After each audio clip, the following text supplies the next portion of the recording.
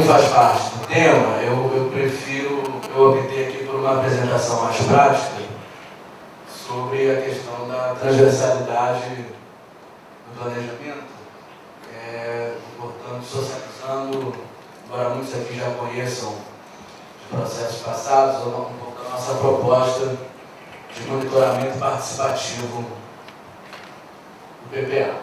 As inovações metodológicas do PPA elas estão na base da nossa proposta de monitoramento participativo. A visão territorializada do desenvolvimento governamental, a delegação de uma visão de futuro, macro desafios, projetos nacionais e valores para a administração pública, em nível federal, um enfoque para as mudanças reais na vida do cidadão e do conjunto do povo, como um olhar preferencial ante só o volume de insumos e recursos e a quantificação física da realização da programação, e a abertura da linguagem do PPA, com iniciativas, metas, objetivos, esses elementos sobre visão de futuro, projeto nacional, macro desafios e tal, que possibilitam abrir-se um novo cenário de possibilidades para a integração entre as organizações da sociedade civil e o ato de pensar o desenvolvimento do Brasil. Dentro da programação do PPA, a gente destaca as agendas transversais, que foi um documento elaborado pelo Ministério do Planejamento, dentro da programação universal interministerial, que identifica e constata a libertação da linguagem do PPA. Aqui a gente elencou alguns elementos essenciais sobre a visão de participação social e planejamento que subsidiam essa proposta. A primeira é que numa democracia o que é público deve estar voltado à sociedade, convergindo com seus interesses, direitos, necessidades e principalmente as possibilidades, já que nós estamos alçados à condição de B dos BRICS. Logo, o planejamento público deve ser essencialmente democrático, considerando a manifestação de movimentos, organizações, entidades da sociedade civil. E aí eu completo, para além dos processos normais de mobilização eleitoral,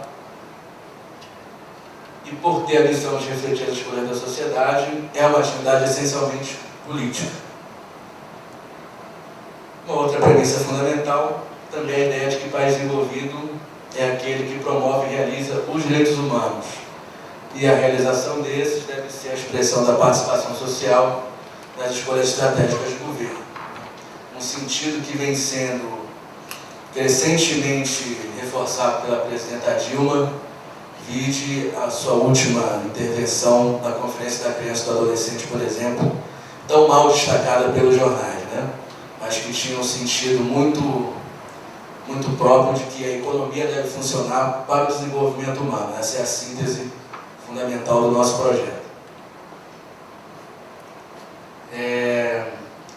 Então nós queremos que não apenas que a sociedade civil acompanhe a realização das metas e objetivos, além da correspondente execução orçamentária, claro, mas que ela possa trazer informações valiosas da conta onde as políticas são realizadas, dialogando inclusive com os indicadores utilizados pela elaboração do plano, propondo novos e agregando debate para eventuais ajustes e redimensionamentos do inicialmente previsto.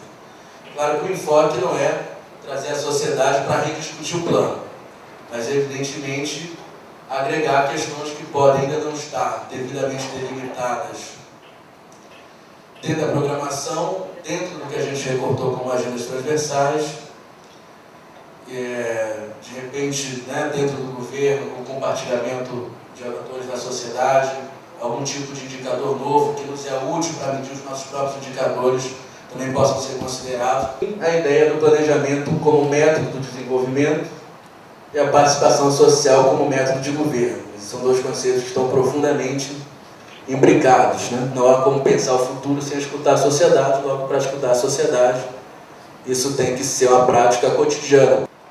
Nós entendemos que a participação da sociedade não é automática, que é necessário que os participantes tenham estímulo e treinamento para uma participação eficiente, né, que é uma participação capaz de trazer informações úteis, né, a ponto de incidir sobre a execução da política. Né.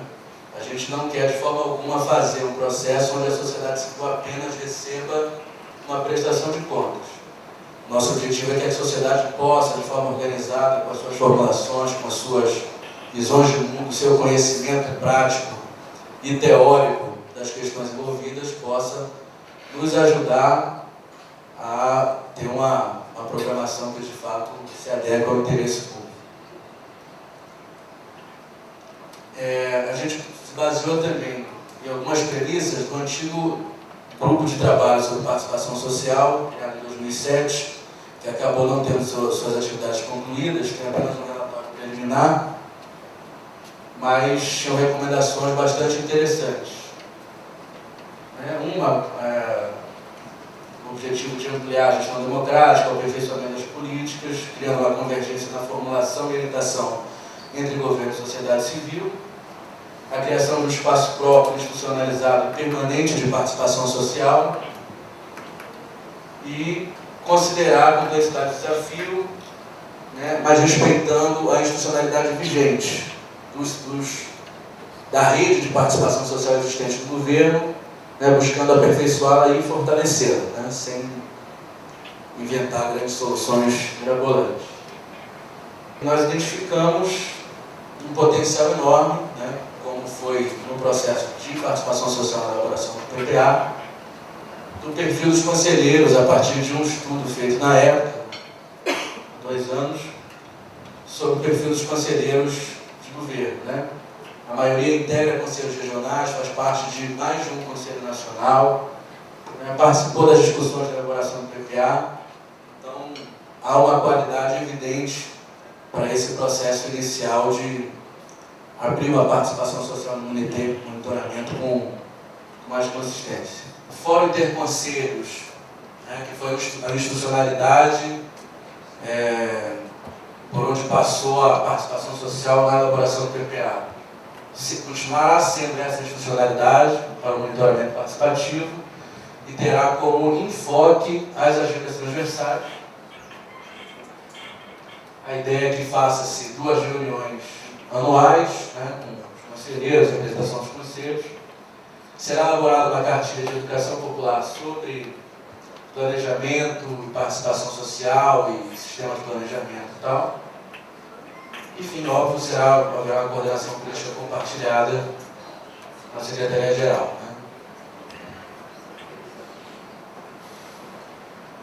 Né? Então, 2 vezes a gente apresentaria um relatório para o Fórum Interconselhos e no período de reunião entre um e outro haveria tanto o debate dos conselhos nas suas comissões de acompanhamento, né, quanto uma interação através de uma rede social virtual ou um instrumento virtual para os conselheiros analisarem esse relatório, como a gente começa a cogitar a hipótese também de uma reunião presencial nesse meio tempo entre os membros das comissões de acompanhamento dos conselhos para fazer uma discussão também presencial sobre o relatório. Né? E a partir do segundo, a gente já consideraria a opinião, enfim, a produção política dos conselheiros para incluir já no nosso próprio relatório de monitoramento as soluções, os desafios por eles enquadrados.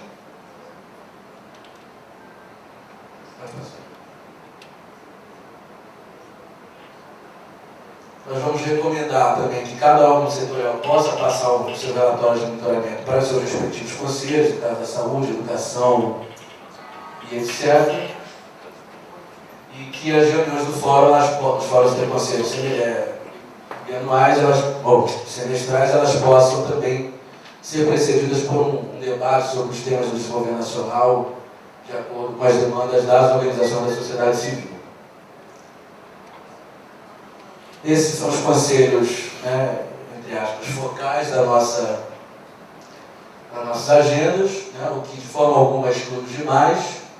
A gente pretende abrir um piloto com o Conselho de Desenvolvimento Econômico e Social para o monitoramento participativo da visão de futuro do projeto nacional dos macro desafios e um específico com o Conselho Conselho de Segurança Alimentar sobre o Programa de Segurança Alimentar. É a proposta a priori. A gente, claro que tudo isso ainda vai passar por alguns ajustes, né? No processo de diálogo com a Secretaria-Geral, com as reuniões que a gente está fazendo com as coordenações de conselhos e no próprio Fórum Interconselhos, que está previsto para novembro, porque há muito a ouvir ainda da sociedade civil sobre isso, né? Ou não, mas a gente pode se gostar da proposta, foi isso, mas à nossa disposição é ter. E eu queria dizendo assim, que essa nossa proposta, ela, na verdade, é um chamado para a sociedade civil a refletir sobre os desafios do desenvolvimento do Brasil, né, e do planejamento das escolhas do governo, né, das soluções para os desafios do país, nesse momento em que ele chega a um patamar bastante elevado em relação ao passado recente e ao seu passado histórico. A gente acha que refletir sobre o futuro, né, sobre os grandes desafios colocados com esse recorte da efetivação dos direitos, é uma questão fundamental para a gente fazer hoje, principalmente com o projeto consagrado pelo povo nas urnas, estando completando sua primeira década.